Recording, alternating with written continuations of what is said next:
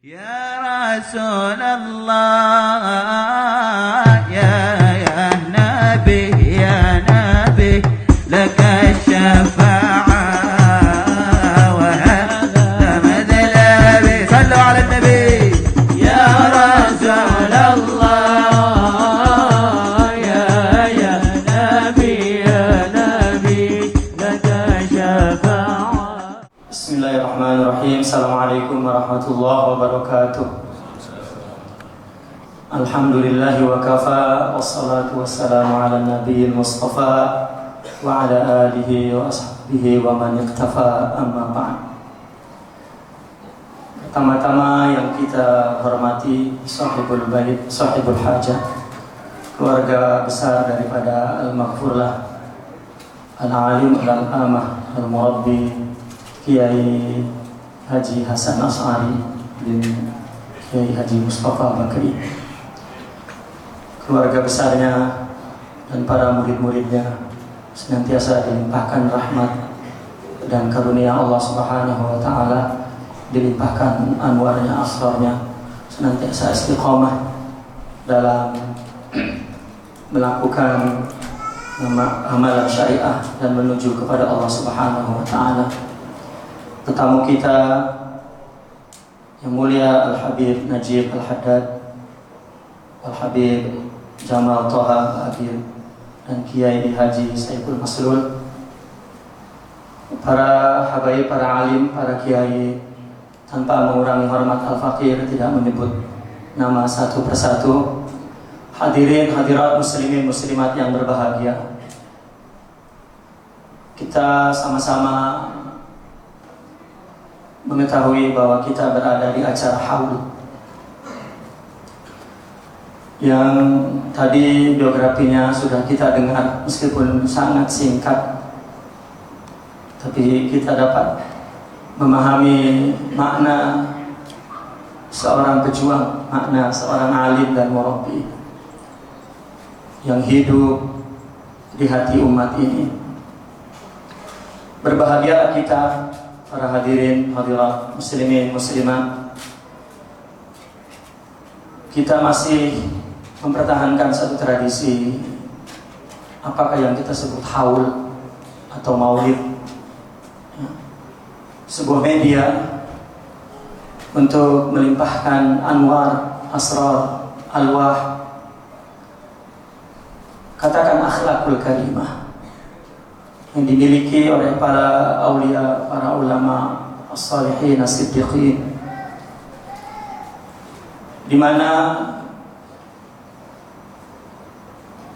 acara seperti ini di zaman sekarang banyak yang mengkritik atau yang meragukan. Sebetulnya karena mereka tidak membaca kronologis berdirinya dan berkembangnya di umat Islam ini berabad-abad program seperti ini. Mereka memang mencarinya di hadis, misalnya di kitab-kitab hadis atau di kitab-kitab fikih.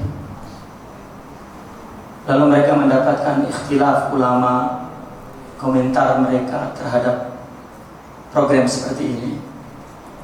Namun perlulah kita ketahui bahwasanya ulama yang menjadi pewaris Rasulullah SAW yang ditinggalkan oleh Rasulullah, Al-Quran dan hadis sebagai dalilnya, ada 3 golongan: ulama Islam, ulama fiqih, ulama tauhid, dan ulama ihsan, ulama sufi. Dari 3 ulama besar ini berabad-abad mempunyai ijtihad sendiri-sendiri, mempunyai karya, mempunyai murid, generasi dan penerusnya, dan mempunyai madrasah, bahkan mempunyai istilah yang berbeda-beda untuk membentuk Islam pada umat ini dan menjelaskan, memudahkan Islam untuk diamalkan oleh umat ini. Tasawuf salah satu madrasah yang paling penting dalam agama kita. Madrasah tasawuf ini adalah madrasah tarbiyah. Nama madrasahnya disebut Tariqah. Mulai abad ke-6 dan selanjutnya, madrasah ini dinisbatkan kepada nama tokoh utamanya, Al-Qadiriyah, Asyaziliyah, Naksabandiyah, Wal-Ba'lawiyah, dan lain sebagainya. Madrasah ini mempunyai usul tarbiyah wa furu' tarbiyah. Usul tarbiyah, kita semua mengetahui zikir, mujahadah, dan suhbah. Ini tak dapat dielakkan. Dan ada furu' tarbiyah. Dan furu' tarbiyah ini merupakan khasais, karakteristik yang membedakan 3 madrasah dalam Islam: madrasah tauhid, madrasah fiqih, dan madrasah tasawuf. Furu' tarbiyah itu antara lain adalah al-awrad, wal-rawatib, wal-ahzab, wal-wadhaif. Semua para murabbi, para guru-guru di madrasah ini menyusun wirid-wirid, hizib-hizib sebagai gubahan, ungkapan, laungan doanya para aulia itu, dan kemudian diambil berkat oleh murid-muridnya dan kemudian ikut membacanya seperti yang mereka baca. Akhirnya murid-muridnya mengambil menjadi bacaan mingguan atau harian dan lain sebagainya untuk mendapatkan keberkatan rohani mereka. Dan akhirnya dijadikan bagian daripada furu' cawangan tarbiyah ruhiyah di madrasah ini. Mungkin ulama fikih dan ulama tauhid bukan menggarap benda ini. Dia tidak menyusun ahzab, rawatib, dan aurad dan lain sebagainya. Karena bagian mereka bukan ruhani, bukan takwinul awatif waruhiyah. Mereka membentuk ilmu akal, takwinul akal, ukhul. Maka jika tidak ada rawatib, wal ahzab, dan lain sebagainya di ulama fuqaha dan ahli tauhid, maka bukan berarti bahwa ini salah. Karena ulama sufi membuat media, antara lain doa, karena untuk mentaskil az-zawq, mengasah zawq ruhani, bahkan mentasliyatil arwah, menghibur hati dengan doa-doa, dengan hizib-hizib. Yang juga salah di kemudian hari dibuat hizib-hizib itu sebagai hikmah. Itu sebuah penyelewengan besar dalam dunia tasawuf. Dan yang kedua adalah maulid. Ya. Ketika selalu maulid dikritik, maka ramai ulama membela. Al-Fakhir pun mencoba untuk mencari kronologis perayaan maulid. Dan alhamdulillah ternyata maulid itu bukan baru. Kami tidak ingin menjelaskan itu, tetapi namanya berganti-ganti hingga sekarang menjadi maulid. Sebelumnya pada akhir abad pertama sudah ada media ini dibentuk. Artinya tujuannya adalah untuk mengenang, mengingat akhlak Rasulullah SAW. Dulu disebut Majelis Dzikir wa Tadzakkur, kemudian berubah menjadi Majelis Maulid. Dan yang ketiga adalah qasidah. Para aulia itu meletakkan pesan-pesan rohaninya, nasihat-nasihat ya, ruhiyahnya, bahkan pengalaman spiritual mereka diabadikan di qasidah dan kita bacakan sebagai nasihat kita dan sebagai hiburan rohani kita dan juga pengasah dzauq kita. Maka lama-kelamaan ini dijadikan sebuah media bagi orang sufi untuk mentarbiyah ruh, arwah. Nah, ini berabad-abad dilakukan dari umat ke umat, dari generasi ke generasi di seluruh madrasah tasawuf. Barangkali yang mengambil agama ini tidak melalui madrasah ini, maka mereka tidak mengerti. Mungkin pertamanya dulu tidak dibukukan, tetapi Maulidin Nabi ternyata bukan ditulis pada abad ke-7. Mulai abad ke-3 ulama sudah menulis Maulidin Nabi, dan seterusnya dan seterusnya. Bahwa kita pada hari ini merayakan haul. Nah, ini pun haul nama baru sebetulnya. Al-Faqir telah menyelusuri sejarah haul. Ternyata nama haul itu kembali kepada abad 19. Pada abad 18, 1890-an, haul itu dibawa oleh seorang waliullah daripada Hadramaut. Istilah haul. Tetapi sebetulnya medianya adalah media maulid. Media di dalamnya dilantunkan qasaid, maulidin Nabi dan lain sebagainya. Di negara bagian Arab lain tidak ada istilah haul, adanya takbin. Dari abana yu'abbinu takbinan. Takbin adalah khutbah yang disampaikan untuk memuji si mayit. Dan ini daripada ulama dan sholihin. Setelah wafat 7 hari atau 40 hari. Apabila kemudian setahun pun dirayakan, maka ulama daripada Hadramaut menamakan haul.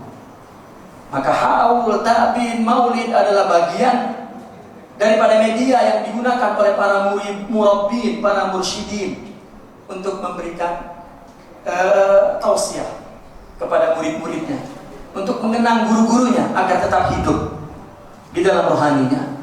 Bahkan media itu dijadikan sebagai tadi tazkirul dzauq, untuk mentazkir dzauq kita. Maka alangkah bahagianya kita berada di media-media peninggalan para aulia, sehingga kita terus punya kesempatan untuk ingat kepada Allah, cinta kepada Allah, ingat kepada Rasul, cinta kepada Rasul, dan kepada para pewarisnya daripada para mursyidin, murabbin, waris Muhammadi yang membimbing umat ini. Karena hadirin hadirat muslimin muslimat yang berbahagia, kita mempunyai 3 dimensi. Pertama pikiran, akal, intelektual. Kedua mental, spiritual atau rohani. Ketiga amal, ya, aktivitas. Islam membentuk manusia dari 3 dimensi itu. Akalnya dibentuk dengan ta'lim, ilmu, baik itu ilmu fiqih, ilmu tasawuf, dan ilmu tauhid. Maka apabila tasawuf disampaikan sebagai ilmu di madrasah-madrasah, dibaca kitabnya atau di jamiah-jamiah, itu hanya mentakmilul aql, ilmu saja, aqli nadhari ilmi. Tetapi manusia yang lebih penting adalah rohaninya. Dan Islam membentuk rohani itu bukan dengan ta'lim tetapi dengan tarbiyah. Rohani ada 2. Rohani adalah i'tiqadat yang pertama, yang kedua akhlakiyat, akidah dan akhlak. Tuan-tuan, puan-puan, akidah dan akhlak ini tidak dapat diajarkan, ditaklim, tetapi ditarbiyah, dididik. Orang yang akalnya punya ilmu bisa memberi ilmu min aqlin ila aqlin, tetapi jika hatinya tidak punya akidah dan tahu akhlak, bagaimana dia boleh membentuk, mensinergikan umat ini? Ulama dulu datang dari Arab, di kepalanya bawa ilmu, dan di dadanya bawa ma'rifah dan yakin, bawa mahabbah dan akhlak. Mereka mau memberi, membagi-bagi, mentarbiyah dan mentaklim sekaligus. Mereka datang bukan untuk cari uang, bukan untuk cari kedudukan, tetapi membawa amanat yang diberikan oleh Allah melalui gurunya yang tasalsul sampai kepada Rasulullah SAW. Faqidu syai' la yu'ti. Orang yang tidak punya tidak dapat memberi. Menurut psikologi pendidikan, proses belajar mengajar, jika guru paham 100%, maka apabila sampai ke akal muridnya mungkin 80%. Kata ulama psikologi mengatakan 20% akan hilang karena ada kondisi tertentu, situasi tertentu, dan lain sebagainya. Maka diperkirakan 20%. Kalau gurunya paham 80%, maka muridnya 60%. Kalau gurunya hanya 60%, maka muridnya 40%. Kalau gurunya 40, 20. Kalau gurunya 20, muridnya tidak mengerti apa-apa. Begitu juga peratus atau persentase daripada kerohanian. Ya. membentuk umat bukan hanya taklim tapi tarbiyah. Akhlak bukan dari buku tetapi dari guru. Kita bacakan buku akhlak Babus Sabar kepada murid sampai 70 kali buku pun kita khatam, tak akan murid itu menjadi sabar. Bahkan kebanyakan baca buku, gurunya tak sabar, muridnya pun tak sabar pun. Jangan-jangan para penulis bab sabar sekarang adalah hanya orang-orang yang tidak sabar ingin bukunya laku dan dapat uang. Tuan-tuan dan puan-puan, ilmu yang disampaikan kepada ulama misalnya, ya, oleh ulama kepada kita, yang menyampaikan Allah pada hakikatnya. Kalau misalnya yang menyampaikan ulama, misalnya saya sekarang ceramah, menyampaikan ilmu, yang hadir ada dalam 200 orang, pahamnya mesti sama. Tapi kenapa pahamnya berbeda? Ya berdasarkan secara analisa, berdasarkan keadaan yang berbeda masing-masing, situasinya yang berbeda-beda. Mungkin yang duduk di sini masih mikirin utang lagi, yang duduk di sini masih ngantuk. Maka boleh jadi apa yang kalian dengar yang tidak paham seperti yang lain yang memang khusyuk dan hadir. Artinya yang menyampaikan Allah dengan berbagai sebab, bukan saya. Kalau saya yang menyampaikan, maka saya ingin kalian semua mendengar 100% seperti yang saya paham. Begitu juga tarbiyah. Nabi SAW adalah khuluquhu azim. Sayyidina Abu Bakar mendapatkannya, tapi Abu Jahal tidak. Nabi punya, bahkan sumbernya, tapi jika tidak menerima, singkatnya Allah yang menyampaikan. Memang yang pertama adalah Allah menjadikan sebab dia orang lain mendapatkan hidayah adalah orang yang punya hidayah. Orang yang menjadikan sebab orang itu mendapatkan sabar adalah orang yang punya sabar. Memang itu asas pertama, karena orang yang memberi adalah orang yang punya. Tapi selain itu pun kesiapan muridinnya, mampu nggak menerima dari Allah yang mulia itu, yang diambil daripada qulub wa arwah para auliyanya, yang bersumber daripada Rasulullah SAW.